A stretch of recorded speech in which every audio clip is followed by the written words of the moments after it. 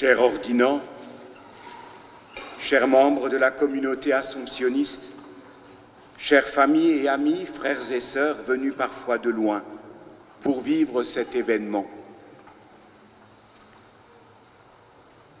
L'histoire de l'humanité est une histoire d'amour.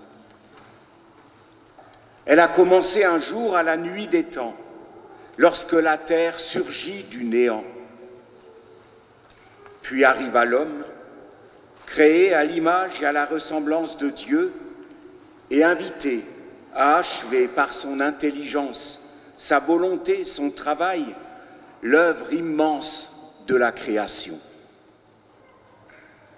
Cette histoire d'amour a continué un soir à Bethléem, dans l'incarnation, à travers laquelle Dieu nous a révélé son vrai visage, celui de l'amour fait chair.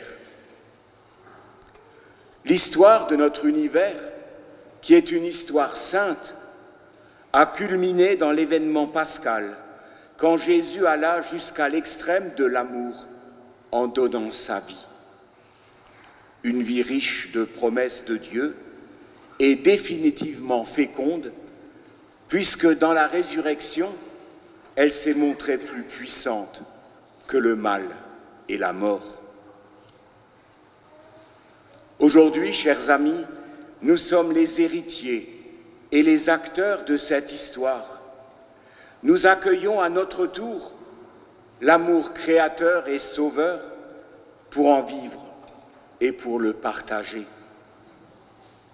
L'alliance entre Dieu et les hommes continue à s'écrire et à se déployer dans nos vies, dans la mesure où nous faisons la formidable expérience d'un Dieu qui communique, d'un Dieu qui donne, d'un Dieu qui se donne, associant les hommes à l'amour trinitaire. Oui, l'amour qui circule entre le Père, le Fils et l'Esprit, l'amour qui est en Dieu est bien celui qui a suscité l'homme, qui l'a appelé et qui l'a sauvé.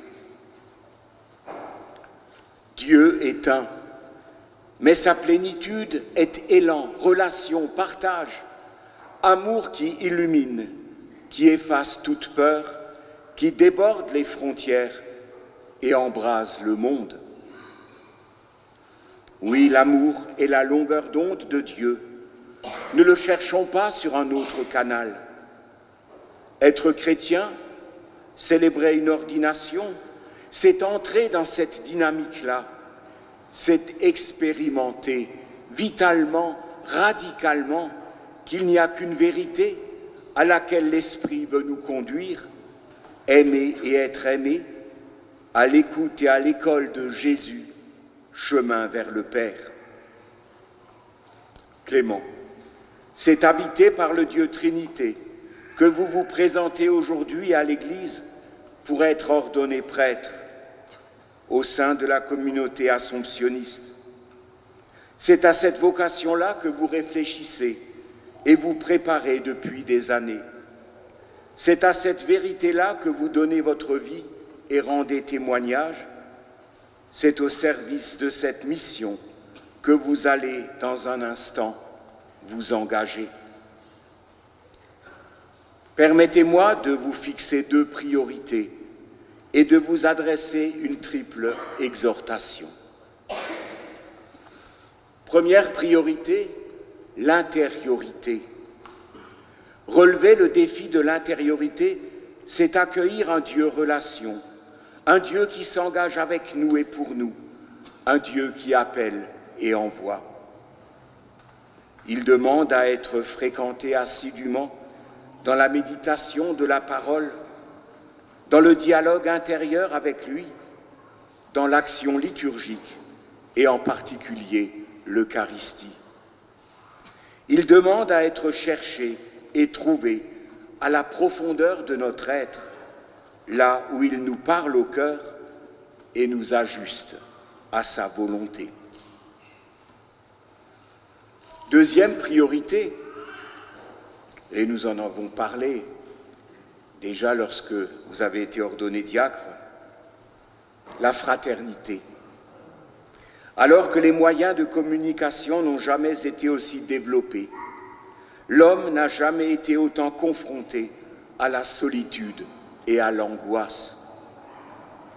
Responsables de l'Évangile qui nous a été confié, nous avons l'impérieux devoir de tisser des liens, de construire jour après jour des communautés de foi, de vie et d'amour, où il fait bon se rencontrer, partager, prier, s'entraider. Nous ne pouvons plus nous contenter de faire vivre des assemblées anonymes et indifférentes où l'on ne se connaît pas, où la parole ne circule pas, où chacun vient simplement comme un spectateur blasé ou un consommateur critique. C'est à l'amour que vous aurez les uns pour les autres que l'on vous reconnaîtra comme mes disciples.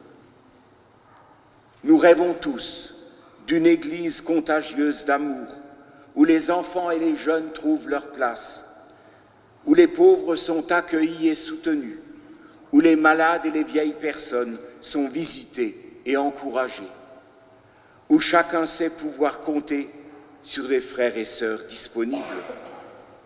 Ce rêve doit devenir réalité. Et ta mission, cher Clément, c'est de travailler avec d'autres pour installer ici, à Strasbourg et plus tard ailleurs, des communautés de disciples missionnaires qui rayonnent le feu de l'amour du Christ. Permettez-moi maintenant, cher Clément, de vous adresser une triple exhortation. D'abord, soyez un homme de conviction et de prière habité par Dieu. Votre ministère sera fécond si vous priez, si vous savez vous retirer pour un vrai cœur à cœur régulier avec le Seigneur, malgré la multiplicité des tâches à accomplir. Ce n'est pas ce que vous avez ni ce que vous faites, mais ce que vous êtes qui est essentiel. Signe de la présence de Dieu au milieu de son peuple, signe de cet amour que Dieu veut planter au cœur de l'homme.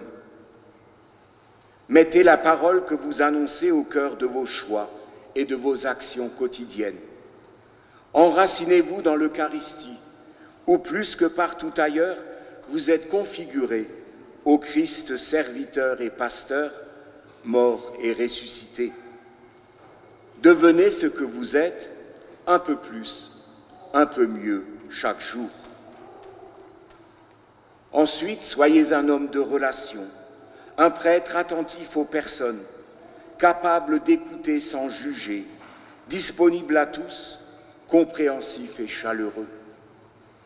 Un peuple nombreux vous attend, assoiffé d'intériorité et de fraternité, même si parfois il ne le sait pas. Donnez-lui le meilleur de vous-même, que chacun se sente accueilli, respecté et réconforté dans l'espérance à votre contact.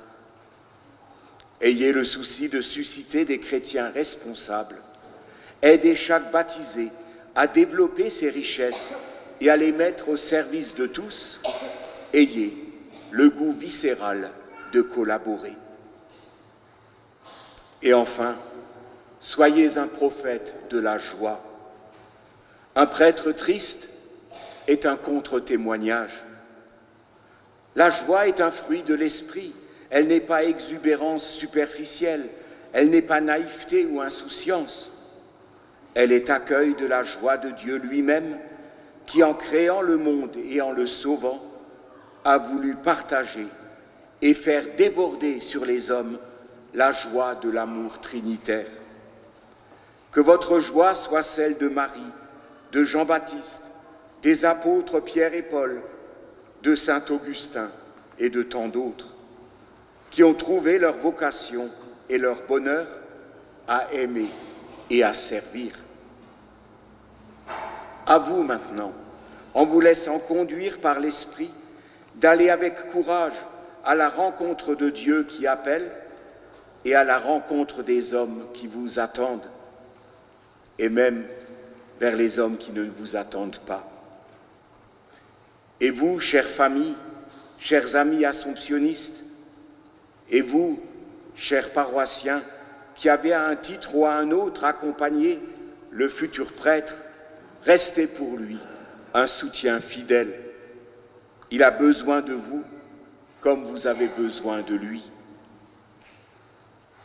Il me reste, cher Clément, à vous redire ma fraternelle et paternelle affection. Soyez le témoin joyeux de l'espérance qui ne déçoit pas. Puissiez-vous découvrir chaque jour le bonheur d'appartenir au Christ, d'être un prêtre heureux et disponible. Ce qui restera toujours, c'est le regard amoureux du Seigneur qui se pose sur vous pour vous dire « Viens, suis-moi », le premier et le dernier mot de Jésus à Saint Pierre. « Viens, suis-moi », va vers la foule des hommes en bon et fidèle serviteur. Amen.